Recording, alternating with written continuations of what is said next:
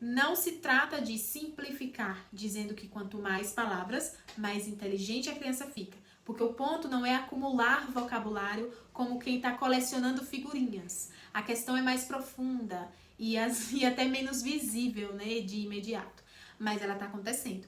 Quando falamos em leitura em voz alta, muitas pessoas pensam logo que essa prática vai preparar a criança para a alfabetização. Elas imaginam que nós estamos lendo para ensinar as letras ou as palavras, ou para preparar a criança para aprender a ler sozinha e no futuro amar ler, ser viciada em livros.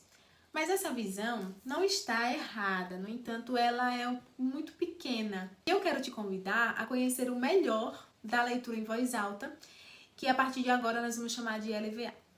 A LVA ocupa um lugar central na educação da criança por uma razão muito mais profunda do que incentivar a criança a ser um futuro leitor e um amante de livros. Ela toca a própria maneira como seres humanos aprendem, como que a gente organiza o nosso pensamento. Veja bem, antes de aprender a raciocinar, a criança aprende a perceber. Eu já falei sobre isso em outros vídeos, que quanto menor é a criança, menos capacidade ela tem de analisar as coisas como nós. No entanto, ela pode ser uma excelente imitadora. Ela observa, absorve, experimenta, imita tudo, faz testes. E esse processo nos aponta para uma descoberta que não é tão recente quanto a gente possa imaginar. Toda a educação começa pelos sentidos. Aristóteles já falava disso. E você deve lembrar de momentos em que o bebê te surpreendia reconhecendo sons, ouvindo as vozes. Eles ficavam observando rostos, tocando objetos, sentindo cheiros, percebendo os ritmos, os sons, recebendo suas primeiras impressões. Então, mesmo desde bebezinhos, quando ainda nem falavam. Pois bem, é justamente por isso que a leitura, a LVA, é tão importante e funciona tão bem. Por quê? Ele já está aprendendo os sons, os padrões, as estruturas e a beleza da sua língua. Estamos oferecendo muito mais do que uma informação sobre o que estamos lendo. Estamos oferecendo para ela linguagem. Quando eu falo em linguagem, eu não estou me referindo apenas à fala ou ao vocabulário. A gente não está tratando apenas do fato da criança aprender mais palavras. Embora isso faça parte, né? Mas eu estou usando o conceito de linguagem no sentido mais amplo. Eu estou falando da maneira como seres humanos dão sentido à realidade. Porque a gente não aprende apenas por palavras ou as palavras. Nós aprendemos histórias, imagens, comparações, formas de descrever as coisas e até maneiras de interpretar o que acontece ao nosso redor, seja através do que vemos, das imagens, seja através dos nossos sentidos, seja através do que a gente está ouvindo. A linguagem chega até a criança muito antes da análise racional, muito antes dela conseguir definir cada palavrinha. Essa é uma verdade que frequentemente esquecemos, porque nós adultos costumamos valorizar apenas aquilo que pode ser imediatamente explicado. Então, se eu pergunto e a criança não sabe responder, então... Mas a criança, desde bebê, ela vive de outra forma. Durante a maior parte da história, as pessoas aprenderam ouvindo histórias. Os grandes poemas eram recitados, declamados, inclusive as tradições eram transmitidas oralmente de geração a geração. As crianças cresciam assim, cercadas por narrativas, por cantigas, por provérbios, por histórias que davam forma à sua compreensão de mundo, à sua cultura era transmitida assim. Mesmo hoje, quando temos acesso a tantos recursos e tecnologia e smartphone, essa realidade não mudou. Perdeu espaço para cada um estar na sua TV, no seu smartphone, na sua internet? Sim, mas ainda assim as histórias continuam encantando as pessoas, faz parte da nossa natureza humana. O problema agora é a qualidade e os meios por onde essas histórias chegam até nós. Então, voltando para a pergunta, né, a possível pergunta que uma mãe pode fazer a respeito de o que ler para um bebê, já que ele não entende nada, né? Tem um vídeo aqui no canal que eu falo para você, o título é Por que ler poemas para sua criança pequena, mesmo que ela não entenda nada? E você deveria assistir, porque eu trabalho melhor esses detalhes. E também tem um outro vídeo que é os livros realmente essenciais para crianças pequenas, que eu vou falar não somente para bebês, mas que são narrativas, né? Que envolvem, que cativam e que vão formando a linguagem, imaginário e tantas outras áreas aí da formação da sua criança. E aí eu acabo também indicando alguns livros.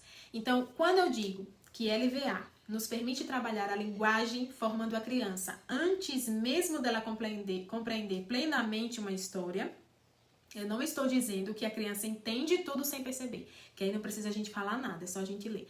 Eu estou dizendo que existe um tipo de aprendizagem que acontece antes mesmo da compreensão total. E que a gente não precisa esperar a fase da compreensão total para ler para nossas crianças. Quer um exemplo? Nenhum bebê faz curso de português. Nenhum bebê recebe explicações sobre gramática. Nenhum bebê entende o significado de todas as palavras que ouve e repete. Nem mesmo das mais simples, aquelas que a gente escolhe a dedo para falar com o bebê. A gente não escolhe as palavrinhas mais simples, porque o bebê não entende. O bebê não entende nada mesmo. Ainda assim, ele passa meses e meses ouvindo. E de repente ele começa a falar, mas não somente como se ele estivesse falando coisas aleatórias. Ele começa a encaixar as palavras que têm um sentido adequado para o contexto. E começa a fazer associações com a realidade para usar as palavras concretas. Como é que isso aconteceu sem um curso? E a gente fica encantado, são as melhores fases, né? Isso acontece porque antes de falar ele ouviu essas palavras, ouviu dentro de um contexto, a nossa entonação e as nossas expressões, tudo isso faz ele absorver essa linguagem. Faz o bebê absorver essa linguagem mesmo sem compreender plenamente, totalmente. E isso vai estruturando a forma desse bebê pensar e de ele expressar através da própria linguagem, aquilo que ele sente, aquilo que ele quer. E isso acontece em muitas áreas da vida humana. E isso tudo já começa a habitar a sua memória, a sua imaginação. Eu não estou dizendo que a compreensão não é importante, mas estou falando que ela não precisa ser o primeiro passo. Primeiro vem a exposição, a familiaridade, a repetição, a memória e aos poucos vai surgindo a compreensão. Veja bem que eu estou falando de uma camada mais profunda, não só do que é linguagem, mas de como ela é trabalhada durante a LVA. Podemos pensar na LVA como uma forma intencional de imersão linguística e não apenas como um jeito de fazer a criança gostar de livros. Esse efeito vai ocorrer. É muito, mas muito provável mesmo que ele ocorra. Esse objetivo também é valoroso, mas ele é mínimo diante de tantos outros objetivos que eu já citei até aqui.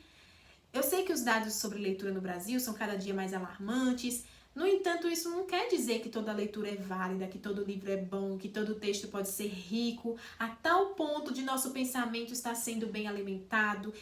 Isso em muitos aspectos, inclusive no aspecto da forma como a gente enxerga a realidade. E então agora, a gente entende também que os mais profundos e duradouros efeitos da LVA não acontecem de uma só vez, que eles costumam ser silenciosos. Pouco a pouco as palavras vão sendo acumuladas, as imagens, as conexões ali no cérebro da criança. Ainda que sejam poucos minutos que você vai ler para essa criança, é na constância do dia a dia que a LVA vai beneficiando a atenção, a memória e a linguagem. É ali que o gosto pela linguagem começa a se formar. E a linguagem é o quê? É a base do nosso pensamento. Você já percebeu que crianças muito pequenas, muitas vezes sabem alguma coisa, mas elas não conseguem explicar, elas não conseguem usar as palavras. Por exemplo, você vê que a criança está com medo, você percebe. A criança dá sinais de que está com medo de alguma coisa. Mas mesmo que você pergunte de muitas formas criativas, a criança não consegue dizer que está com medo. Ela não tem palavra suficiente para organizar o que está sentindo e comunicar para você. E provavelmente por isso também ela vai ter ainda mais dificuldade de lidar com esse medo. Isso acontece porque ela pensa por meio da linguagem, como todos nós. Todos somos assim. A linguagem é o que estrutura o nosso pensamento. Porém, essa criança não tem experiência e vocabulário suficientes para identificar e nomear ou descrever o que está sentindo. Então, quanto mais rica é a linguagem, e uma linguagem rica não se trata de uma linguagem erudita, com palavras difíceis, eu já vou voltar nessa noção de linguagem rica. Mas então, quanto mais rica é a linguagem que apresentamos para essa criança, mais palavras ela absorve e mais ferramentas ela tem para compreender a realidade e se expressar. Pense na linguagem como um mapa. quando a criança nasce, ela entra em um mundo que ela ainda não conhece. Ela vê objetos, pessoas, animais, sentimentos, acontecimentos, mas tudo isso ainda é muito confuso para ela. Aos poucos, a linguagem vai ajudando essa criança, ajudando a organizar esse mundo. Ela aprende que aquilo é uma árvore, aquilo é um pássaro, aquilo é um rio. Se a linguagem é rica, seja quando conversamos com a criança ou quando lemos para a criança, ela aprende que existe uma diferença entre estar irritado e estar triste, entre estar feliz e estar envergonhado. A linguagem vai desenhando um mapa da realidade dentro da mente da criança e quanto mais completo for esse mapa, mais ela consegue compreender o mundo ao seu redor. Por isso é normal que uma criança que está começando a falar se expresse assim, por exemplo, mamãe, estou triste, quando na verdade está envergonhado. Você analisa o contexto, não, você não está triste, está envergonhado. Mas à medida que ela cresce, a sua linguagem deve se desenvolver para que ela consiga compreender como de fato se sente e saiba nomear para se expressar de forma adequada. De forma adequada à realidade, de forma adequada ao contexto, de forma adequada ao que ela está sentindo. E então ela passa a dizer, estou frustrado, ou estou envergonhado, ou estou preocupado, e não reduz tudo a estou triste, porque o triste nem sempre vai corresponder ao que de fato está acontecendo, está sentindo. Veja bem, o que mudou foi a sua capacidade de identificar e compreender o que está sentindo. E é aqui, nesse contexto, que a LVA entra como um ambiente que é propício para a criança ampliar não só o seu vocabulário, mas a forma como ela compreende as suas emoções e o mundo ao seu redor, principalmente se a qualidade dessas histórias lidas for realmente boa. Então, quando a gente lê para uma criança, a gente está emprestando a ela uma linguagem que provavelmente seja mais rica do que as conversas no dia a dia em casa. E aqui eu quero retomar o conceito de linguagem rica. Nós já falamos sobre o que é linguagem, certo? Mas o que eu quero dizer com linguagem rica? Eu já antecipei que eu não estou me referindo a palavras difíceis, a uma linguagem que é erudita. Eu estou falando de uma linguagem que nomeia bem a realidade, que tem significados, imagens, descrições, histórias, ideias. Quer ver uma coisa? O que é que seria uma linguagem pobre? Seria uma linguagem que oferece poucas palavras para compreender o mundo. Então, se os livros que eu leio para meu filho infantilizam demais as palavras, ele vai ficar limitado a nomear suas emoções e seus gostos e seus sentimentos e etc. apenas com bom, ruim, legal, chato. Né? Porque os livros infantilizados, eles geralmente se limitam, né? Essa criança vai possuir poucas ferramentas para descrever suas experiências. Já uma criança que conhece palavras como alegre, desapontado, preocupado, curioso, corajoso, dentro de contexto de histórias bem escritas e cativantes, a ponto dessa criança aprender a palavra e saber utilizar, vai possuir mais recursos para compreender aquilo que está vivendo e para se expressar. Perceba que essas palavras que eu citei como exemplo, elas não são de um português dificílimo. Todos nós já falamos essas palavras. É porque quando a gente está na lida ali com a criança, muitas vezes a gente simplifica demais porque a criança não vai entender. Então tudo é triste, tudo é feliz. Quer um outro exemplo? Uma linguagem rica ajuda a criança a enxergar distinções. Então ela vê que aquilo ali não é apenas um bicho ou um animal, mas que pode ser um pardal, um sabiá, uma coruja ou uma andorinha, que não é apenas uma flor, mas pode ser uma margarida, uma rosa ou um girassol. Você percebe que a riqueza, ela não está na dificuldade da palavra, mas na precisão. E não se trata da mesma coisa dizer bom e alegre, triste e desapontado, porque nem sempre bom e triste vai estar adequado e conectado à realidade. Daquela realidade, daquele contexto. Não é tudo a mesma coisa, porque depende do contexto. Então, já está claro que a linguagem rica não significa falar complicado com a criança, significa expor a criança a boas conversas, boas histórias, bons poemas e bons livros. Imagine ler uma história com o pequeno pardal pousou no galho mais alto e observou o jardim silencioso. A criança encontra novas palavras, novas imagens e novas formas de organizar o seu pensamento sem que ninguém precise dar a ela uma aula de vocabulário com um dicionário do lado. Agora veja como essa questão é também mais profunda do que simplesmente ensinar palavras novas. Eu tenho aqui um livro é um livro sobre o bosque, que eu considero um bom exemplo para essa conversa. E ao longo da leitura, a criança aprende nomes de flores, de pássaros, de insetos e outros elementos da natureza.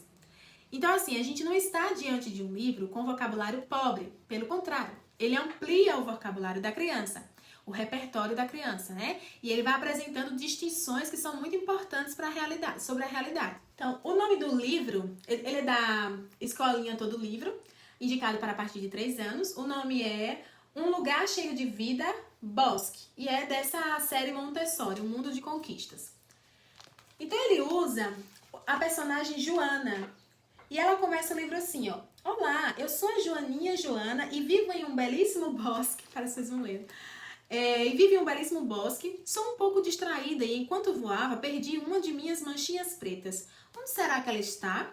Você pode me ajudar a encontrá-la? Ó, o livro interagindo ali com o leitor, né? Venha comigo.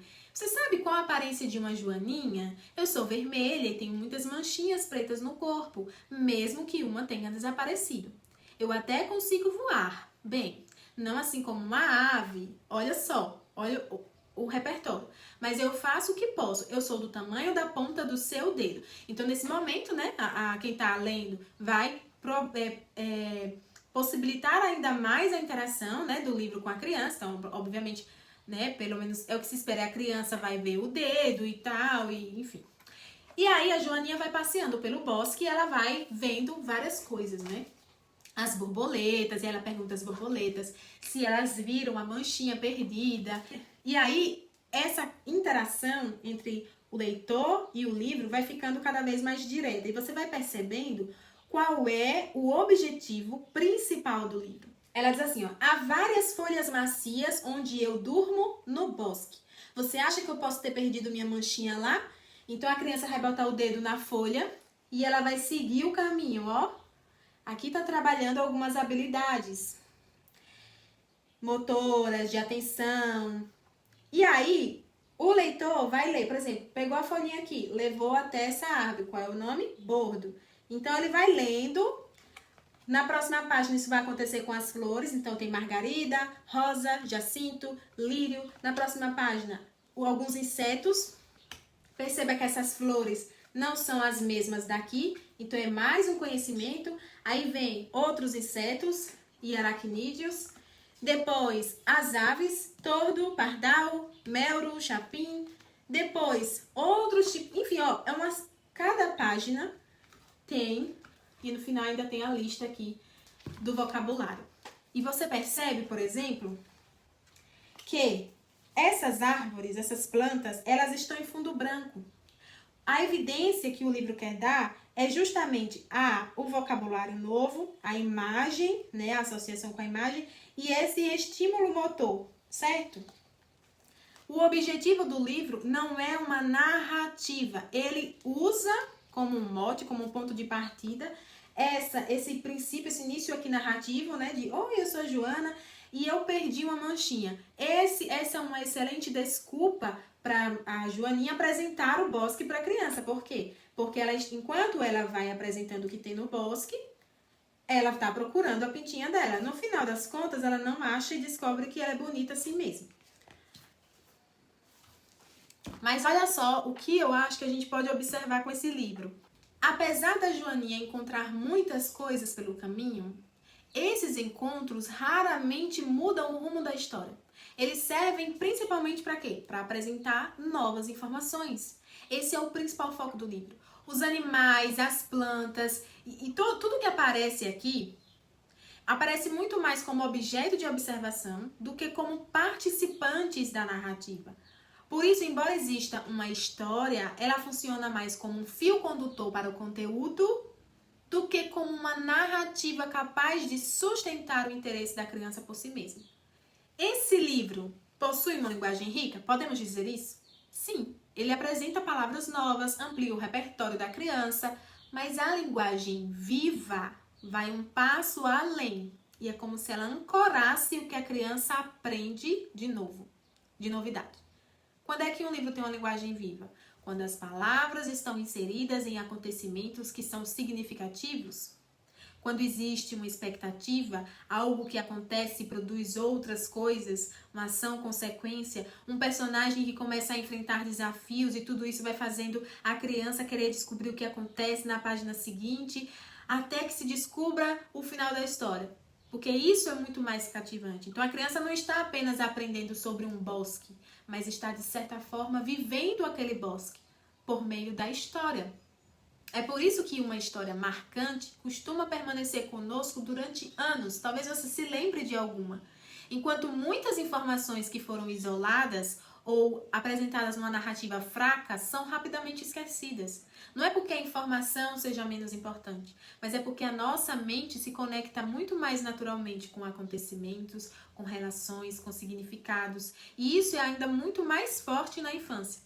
É por isso que é importante que a gente olhe para um livro e reconheça essa distinção entre um livro que tem uma linguagem rica, um que tem uma linguagem pobre, um que tem uma linguagem mais viva e um que tem algumas limitações. Porque a criança pequena não aprende da mesma forma que um adulto. A criança pequena aprende principalmente por encantamento, por familiaridade. Assim, ela vai construindo as imagens mentais, vai formando memórias, estabelecendo relações entre as coisas. Depois, quando ela encontra novamente aquelas palavras ou aqueles conceitos, eles já não vão ser mais estranhos para ela, porque eles já habitam o seu imaginário. Então, não é que as classificações sejam ruins, as informações sejam ruins. Elas têm o seu lugar, mas é porque nessa fase da vida, a formação costuma acontecer melhor de outro modo. Mas para isso, é preciso que a gente saiba identificar, primeiro, a qualidade da linguagem do livro que compramos, e se essa linguagem é viva, porque nosso objetivo é extrair o máximo da LVA para o desenvolvimento da linguagem da nossa criança, uma vez que é essa linguagem que estrutura o pensamento e a inteligência da criança. Lembra? Eu não estou falando que esse livro é ruim. Eu estou dizendo que, apesar de ter uma linguagem rica, ele é limitado quanto à linguagem ser viva e quanto à própria forma como a criança aprende. Estamos falando de livros que têm funções diferentes e que você precisa identificar.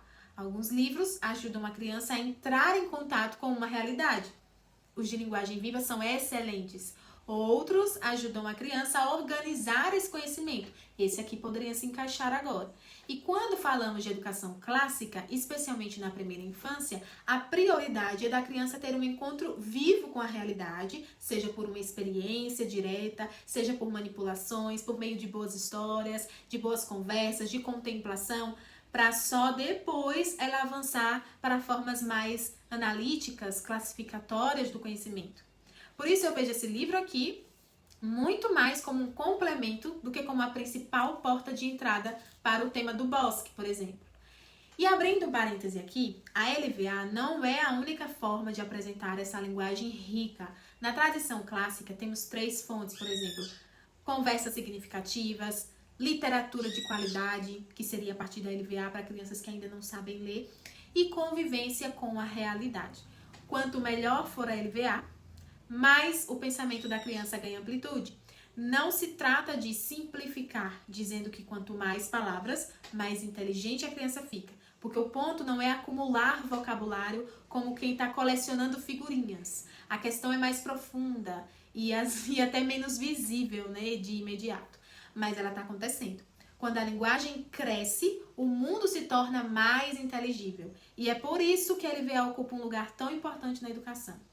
Então, essa foi minha contribuição nesse vídeo, que tão importante quanto ler diariamente para sua criança é saber escolher bons livros com uma rica e viva linguagem, uma das principais ferramentas pelas quais nós compreendemos a realidade, organizamos as nossas experiências, sentimentos e expressamos aquilo que pensamos e sentimos. Lembrando que aqui na descrição do vídeo tem a indicação de 2 outros vídeos que vão te ensinar quais livros são realmente essenciais para a infância e por que ler poemas para o seu filho. Mas antes de ir assisti-los, me conte aqui nos comentários qual foi o livro, qual foi a história que mais marcou a sua infância. Ou se você já lê para os seus filhos, qual é o livro que eles pedem para ouvir repetidamente. Quem sabe vir até mesmo uma boa indicação para a gente ler também. Até o próximo vídeo.